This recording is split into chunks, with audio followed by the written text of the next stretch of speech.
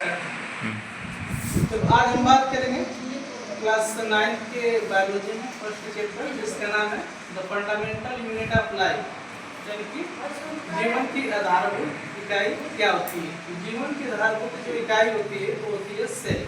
उस सेल के बारे में हम यहाँ पे बात करेंगे और उससे रिलेटेड जो सेल से रिलेटेड जो डिस्कवरी हुई है उसके बारे में चर्चा करेंगे। तो आइए देखते हैं सबसे पहले सेल होती क्या है और उसके बाद उसके डिस्कवरी से रिलेटेड पॉइंट्स पे देखेंगे। सेल क्या होता है? Cell is the basic structural and functional unit of all living organisms, यानी कि कोशिका जो होती है वो सभी जीवित जंतुओं की संरचनात्मक एवं क्रियात्मक इकाई होती है।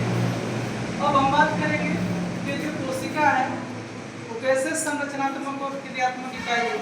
तो कोई भी जो जीव है उसकी संरचना और जो फंक्शन होता है वो हमारा कोशिका के द्वारा गवर्न होता है। यहाँ पे हम एक रेड डायग्राम बनाए सेल मिलके क्या बनाते हैं? टिश्यू, और टिश्यू के ग्रुप मिलते हैं तो ऑर्गन्स का निर्माण करते हैं और ऑर्गन मिलकर क्या बनाते हैं? ऑर्गन सिस्टम, और पूरा ऑर्गन सिस्टम मिलकर शरीर का निर्माण करते हैं। ठीक है, अब यहीं पे हम बात करेंगे सेल्स के डिस्कवरी से रिलेटेड।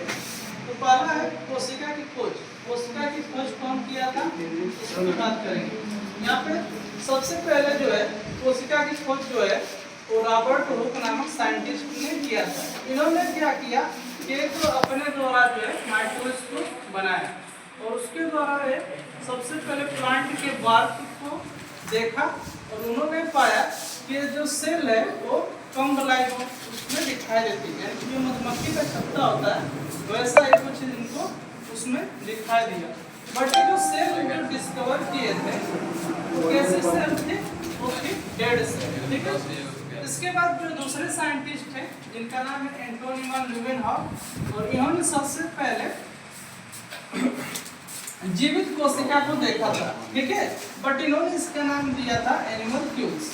एक्चुअली जो एंटोनी वन ल्यूवेनहॉफ थे इन्होंने रॉबर्ट हुक से अधिक एडवांस टाइप का जो है माइक्रोस्कोप बनाया जिसके द्वारा जो है सूक्ष्म जीवों को देखने में सहायता मिला। ठीक है, इन्होंने क्या किया कि कई जगहों से टैप वाटर लिया और पिग से जो है कुछ टिश्यू प्राप्त किए और जो टंग होता है वहाँ से भी कुछ जो है चीज़ें इकट्ठी की और फिर इन्होंने माइक्रोस्कोप से देखा तो उन्होंने देखा कि कुछ एनिमल्स जैसे एक्टिविटी दिखाई देती है और इन्होंने उसका नाम दिया था एनिमल किंग। बाद में पता चला कि वही क्या है? सेल होती है। अब इसके बाद अगले हम साइंटिस्ट की बात करेंगे जिनका नाम है रॉबर्ट ब्राउन।